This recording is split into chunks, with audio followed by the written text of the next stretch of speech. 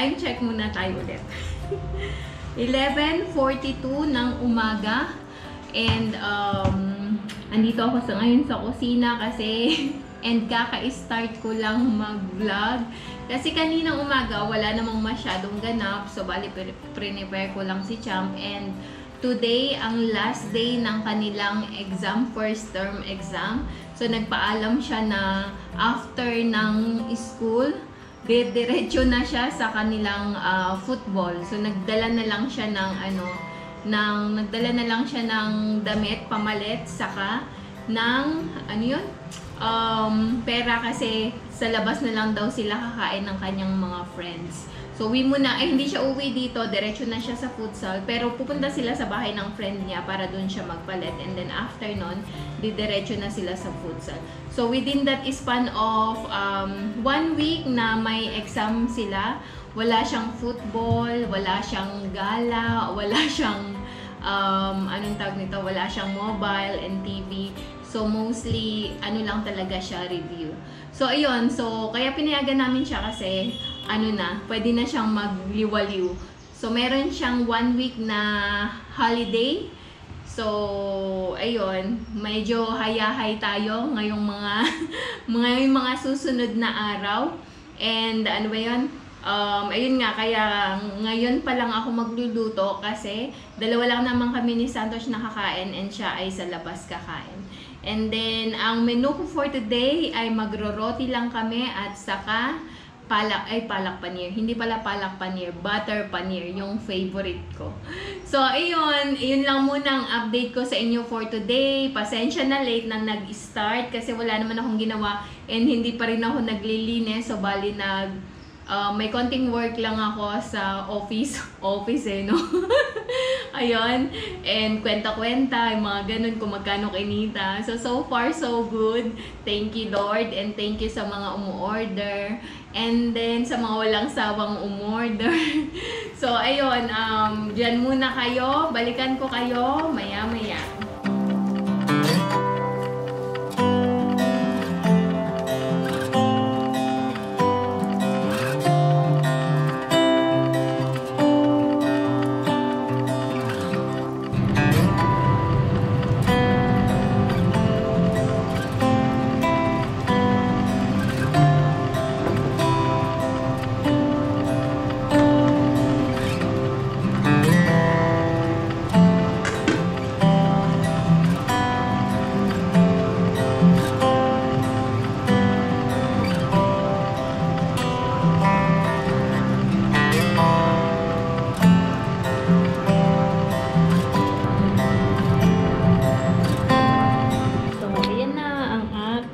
Lunch for today.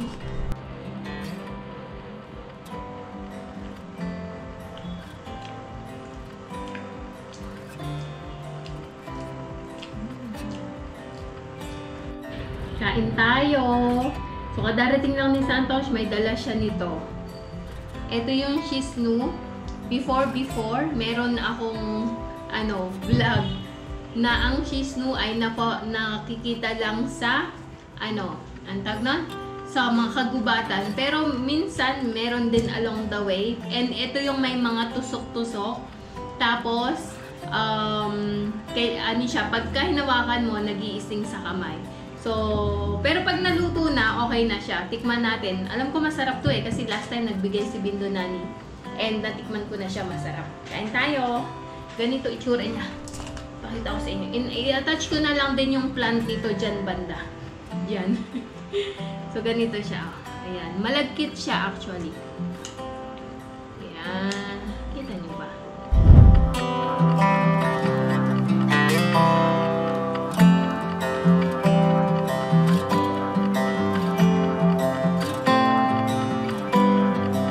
Ayan. Magandang gabi. Gabi na nasundan ang aking vlog.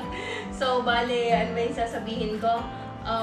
Ayun, wala namang masyadong ganap today. Full rest today kasi kahapon ay sobrang busy. And bukas ay magiging busy na naman ulit. May order ulit ako. So, thank you so much. Sabihin ko bukas kung ano yung mga order. And then today, time check muna pala tayo. 7:05. 7:05 na ng gabi and kanina nagbanding-banding lang kami ni Champ. Kadarating niya, dumating siya siguro mga 6 o'clock din, naligo siya. Tapos ayun nga, kumain lang kami ng snacks pa unti-unti. And banding konti dahil tapos na ang kanyang exam. So, ngayon naman ay magpiprepare ako ng dinner namin. So, di ba tiniran ko kanina si Champ nung paneer kasi favorite niya yon and gusto niya daw mag-rice. So, lutuan ko siya ng rice and kami ni Santos ay mag-aalu parata. So, eto, nakapag-boiled na ako ng, patatas. Nakapag-boiled na ako ng patatas and magluto na lang muna ako ng rice ni Champ. So, dyan muna kayo.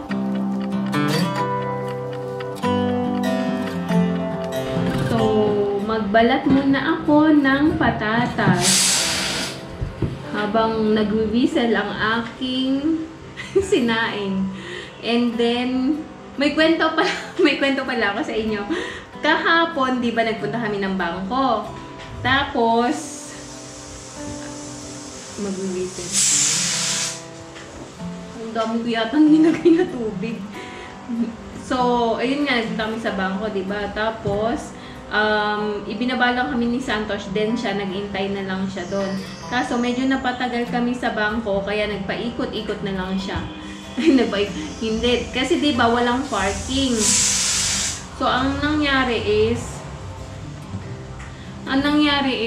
nahuli siya ng pulis na nakapark doon sa kasi diba, walang parking yun. Sabi ko sa inyo, karamihan dito sa Kathmandu is mahirap ang parking. Kaya kung napapansin nyo, minsan sinasabi ko, hindi kami nagdadala ng sasakyan kasi walang parking. So, kahapon nga, ibinaba niya kami, tapos naghintay na lang siya doon. Kasi expected namin, mabilis lang kami doon. Kaso, mahaba ang pila, kaya medyo natagal lang kami.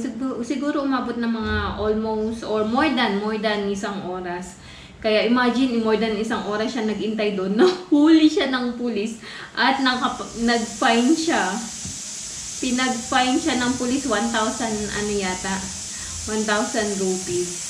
So, ganun dito. Uso din ang fine. First time niyang magka-fine. And then, ganun yun. So, kumbaga, hindi niya binayaran ng same time. Pwede siyang bayaran by online. So, kaya pala nakailang tawag siya sa akin kung tapos na. So, ayun, shinare ko lang sa inyo, first time niyang magka-fine sa Kathmandu. And then, ano pa ba? Bukas, pupunta dito si Saisa and matutuloy na. Supposed to be, ang ingay ng wait lang. So, supposed to be, di ba, ang feeding is naka-schedule dapat nung Monday. Kaya lang, naging busy, pareho. Kaya, bukas na lang siya matutuloy ang feeding by 4 o'clock. Kaya, magluluto kami bukas. And, syempre, isasama din namin kayo kung saan yung feeding program. And then, for now, magluto muna ako. Rice lang naman yung kay Cham na iluto ko na. And etong alu parata sa amin ni Santos. And then, yeah. Yun lang. Yun lang ang aking ganap today. Kumbaga talagang sobrang nagpahinga lang ako. Alam niyo, nakatulog ako siguro ng mga 2 hours kanina. Haba ng tulog ko. Kasi ang sarap ng hangin, ang lakas ng hangin, tapos ang presko niya ba, kaya napahaba ang tulog ko.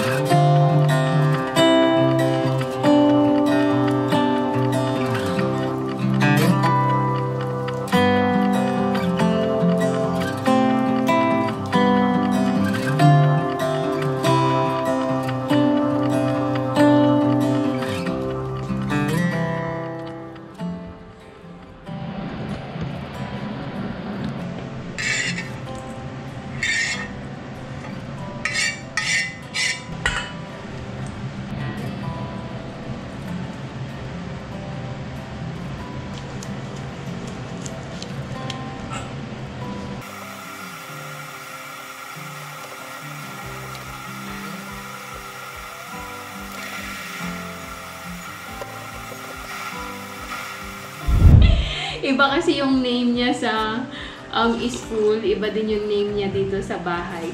So anyway, andito na kami ngayon at kami kakain na. Ito yung sa kanya, rice and paneer. At ako ay alu parata lang. Yan. So si Santos siya ay busog pa. So hindi pa siya kakain. Pag nagutom na lang daw siya. So kain tayo. Favorite ko tong alu parata. Kain muna kami.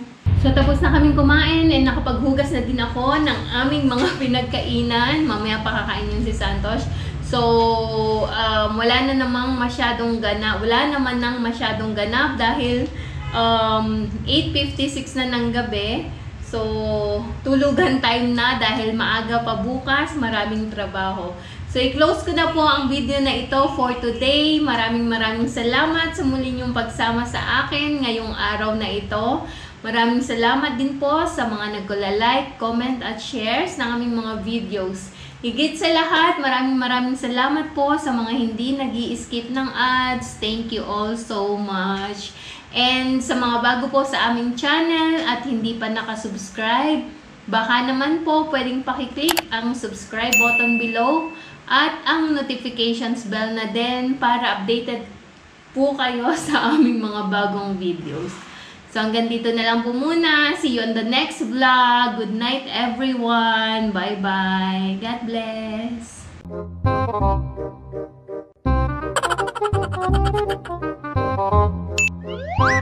Ginagawa mo.